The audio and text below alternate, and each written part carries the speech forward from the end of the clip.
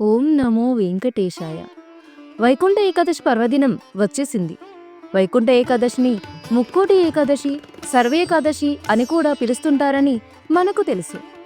మార్గశిర మాసం శుక్లపక్షంలో వచ్చే ఏకాదశిని వైకుంఠ ఏకాదశిగా జరుపుకుంటారు. పుణ్యతిథి కావడం వల్ల దీన్ని మోక్ష ఏకాదశి అని కూడా అంటారు. సూర్యుడు ఉత్తరాయణంలోకి ప్రవేశించడానికి ముందు వచ్చే ఏకాదశి ముక్కోటి ఏకాదశి. వైష్ణవ ఆలయాల్లో వైకుంఠ ఏకాదశి రోజు వైకుంఠ ద్వార దర్శనాలు ఉంటాయి. దీన్నే ఉత్తర ద్వార దర్శనం అని కూడా అంటారు. అసలు వైకుంఠ ఏకాదశి అంటే ఏంటి? ఈ రోజుకు ఎందుకంత విశిష్టత ఉంది? తెలుగు రాష్ట్రాల్లో ఎక్కడెక్కడ వైకుంఠ ద్వార దర్శనాలు ఉంటాయి? ఈ వీడియోలో డీటెయిల్డ్గా తెలుసుకుందాము. వీడియో చివరి వరకు చూడండి. ఇంత మంచి కంటెంట్ మీకు అందించేందుకు మేము చేస్తున్న ఈ ప్రయత్నాన్ని సపోర్ట్ చేస్తూ మన ఆలయాలు ఛానల్ను సబ్స్క్రైబ్ చేయండి. మనకు ఏడాదికి 12 నెలలు ఉంటాయి. నెలకు 2 ఏకాదశుల చొప్పున సంవత్సరానికి 24 ఏకాదశులు వస్తాయి. సూర్యుడు ఉత్తరాయణానికి మారే ముందు వచ్చే ధనుర్మాస శుద్ధ ఏకాదశిని వైకుంఠ ఏకాదశి లేదా ముక్కోటి ఏకాదశి అంటారు. సూర్యుడు ధనుసులో ప్రవేశించిన అనంతరం మకర సంక్రమణం వరకు జరిగే మార్గం మధ్య ముక్కోటి ఏకాదశి వస్తుంది. ఈ రోజున వైకుంఠ వాకిళ్లు తెరుచుకొని ఉంటాయని విశ్వసిస్తారు. అందుకే వైష్ణవ ఆలయాలలో గల ఉత్తర ద్వారం దగ్గర భక్తులకు తెల్లవారుజాము నుంచి దర్శనాలు ఉంటాయి. ఈరోజు మహావిష్ణువు గరుడ వాహనంపై 3 కోట్ల దేవతలతో కలిసి భూలోకానికి వచ్చి భక్తులకు దర్శనమిస్తాడని నమ్ముతారు.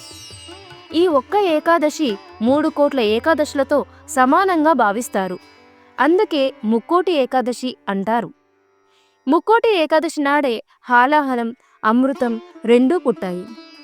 ఈ రోజునే శివుడు హాలాహలం మింగాడు. ఇక మహాభారత యుద్ధంలో భగవద్గీతను కృష్ణుడు అర్జునునికి ఇదే రోజున ఉపదేశించాడని మరో కథనం ఉంది. ముక్కోటి ఏకాదశి రోజు వైష్ణవ ఆలయాలలో ప్రత్యేక పూజలు ఉంటాయి. వైష్ణవ ఆలయాల్లో సాధారణ రోజుల్లో ఉత్తర ద్వారాలు మూసే ఉంటాయి. కేవలం వైకుంఠ ఏకాదశి రోజున మాత్రమే భక్తుల కోసం ఉత్తర ద్వారాన్ని తెరుస్తారు. తిరుమలలో వైకుంఠ ఏకాదశి చాలా ఘనంగా జరుపుతారు. ఉత్తర ద్వారం ద్వారా వెంకటేశ్వరుని దర్శించుకోవడం కోసం లక్షలాది మంది భక్తులు తరలి వస్తూ ఉంటారు. ఇక వైకుంఠ ఏకాదశికి సంబంధించి కొన్ని కథలు ఉన్నాయి. అందులో ఒకటి విష్ణు పురాణం. విష్ణు పురాణం ప్రకారం 2 రాక్షసుల్ని మహావిష్ణువు సంహరిస్తాడు. అయితే తమకు వైకుంఠ ప్రాప్తి కల్పించాలని ఆ రాక్షసులు మహావిష్ణువును కోరడంతో తన వైకుంఠ ద్వారాలను మహావిష్ణువు తెరిచాడని చెబుతారు. ఆ రాక్షసులు వైకుంఠ ద్వారం నుంచి వెళ్ళగా మోక్షం లభించింది. కాబట్టి వైకుంఠ ద్వారం నుంచి వెళ్లే వారికి కూడా మోక్షం లభిస్తుందని భక్తులు నమ్ముతారు. అందుకే వైకుంఠ ద్వారం నుంచి వెళ్లి విష్ణు స్వరూపాన్ని దర్శించుకుంటారు. ఇక మరో కథను చూస్తే పద్మపురాణం ప్రకారం విష్ణువు నుంచి ఉద్భవించిన శక్తి ముర అనే రాక్షసుడిని సంహరించిన రోజు కూడా వైకుంఠ ఏకాదశి. ముర అనే రాక్షసుడి యొక్క దురాగతాలు భరించలేక దేవతలందరూ విష్ణువును శరణు వేడగా ఆయన వాడితో తలపడి వాడిని సంహరించేందుకు ప్రత్యేక ఆశ్రమం కావాలని గ్రహించి బద్రికా ఆశ్రమంలోని హైమావతి గుహలోకి ప్రవేశించాడు. అక్కడ విశ్రమిస్తున్న విష్ణువును ముర సంహరించేందుకు ప్రయత్నించగా ఆయన నుంచి ఒక శక్తి ఉద్భవించి తన కంటి చూపుతో మురను కాల్చివేసింది. అప్పుడు విష్ణువు సంతసించి ఆమెకు ఏకాదశి అని పేరు పెట్టి వరం కోరుకోమని చెప్పాడు. అప్పుడు ఆమె ఏకాదశి రోజున ఉపవాసం ఉన్నవారి యొక్క పాపాలు పరిహారించాలని కోరుకుంది. ధనుర్మాస శుక్ల ఏకాదశి రోజున ఉపవాసం ఉన్నవారికి వైకుంఠ ప్రాప్తి కలుగుతుందని, వారి యొక్క పాపాలన్నీ హరించుకుపోతాయని శ్రీ మహావిష్ణువు వరము ఇచ్చాడు. అయితే వైకుంఠ ఏకాదశి రోజు ముర బియ్యంలో దాక్కుంటాడని, అందుకే బియ్యంతో చేసిన ఏ పదార్థం కూడా వైకుంఠ ఏకాదశి రోజు తినకుండా ఉండాలని అంటారు. ఈ రోజున ఉపవాసం ఉంటే మిగతా 23 ఏకాదశులు ఉపవాసం ఉన్నట్టే అని విష్ణు పురాణం చెబుతుంది. ముర అంటే తామసిక, రాజసిక గుణాలకు, అర్షడ్ వర్గాలకు ప్రతీక. వీటిని ఉపవాసం, జాగరణల ద్వారా జయిస్తే సత్వగుణం లభించి తద్వారా ముక్తికి మార్గం ఏర్పడుతుంది. వరి అన్నంలో ముర నివాసం ఉంటాడు కనుక మందబుద్ధిని ఇచ్చి జాగరూకతను దెబ్బతీస్తాడని అంతరార్థం.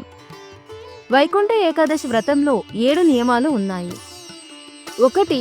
దశమి నాడు రాత్రి నిరాహారులై ఉండాలి. 2. ఏకాదశి రోజు మొత్తం ఉపవాసం ఉండాలి. 3. అబద్ధం ఆడకూడదు. 4. స్త్రీ సాంగత్యం పనికిరాదు. 5. చెడ్డ పనులు, దుష్ట ఆలోచనలు చేయకూడదు. 6. ముక్కోటి రాత్రంతా జాగరణ చేయాలి.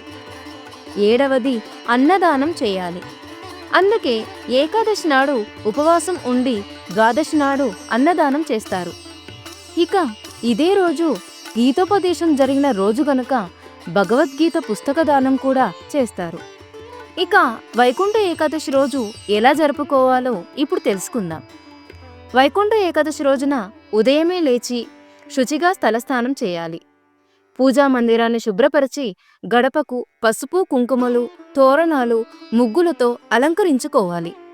తెలుపు రంగు దుస్తులు ధరించాలి. పూజా మందిరంలోని విష్ణుమూర్తి పటం లేదా విగ్రహానికి పసుపు, కుంకుమ, చందనం వంటి సుగంధ ద్రవ్యాలతో అలంకరించుకోవాలి. విష్ణుమూర్తి విగ్రహం ముందు కలశమును పెట్టి దానిపై తెలుపు రంగు వస్త్రంతో కప్పి టెంకాయ, మామిడి తోరణాలతో సిద్ధం చేసుకోవాలి. పూజకు తామర పువ్వులు, తులసి దళములు ఉపయోగించాలి. వైకుంఠ ఏకాదశి రోజున జాజి పువ్వులతో అల్లిన మాలను విష్ణుమూర్తికి సమర్పించినట్లయితే సర్వ పాపాలు తొలగిపోతాయని పురాణాలు చెబుతున్నాయి. అందుచేత జాజిమాలను విష్ణుమూర్తి పటానికి వేసి పాయసం, తీపి పదార్థాలు, ఆకుపచ్చని పండ్లను నైవేద్యంగా సమర్పించి శ్రీహరిని స్తుతించడం శుభప్రదమని పండితులు చెప్తున్నారు. దీపారాధనకు ఎర్రటి ప్రమిదలను ఉపయోగించాలి. వెలిగించే ఒత్తులు తామర ఒత్తులుగా, వాటి సంఖ్య 5గా ఉండాలి. దీపారాధనకు కొబ్బరి నూనెను ఉపయోగించాలి. ముక్కోటి ఏకాదశి నాడు చేసే విష్ణు పూజ, గీతాపారాయణం, గోవిందనామ స్మరణం, పురాణ శ్రవణం మోక్షప్రాప్తిని కలిగిస్తాయి. ఇవన్నీ చేయకపోయినా ఓం నమో నారాయణాయ అనే మంత్రాన్ని 108 సార్లు జపించడం ద్వారా మీరనుకున్న శుభాలు కలుగుతాయని పండితులు చెప్తారు.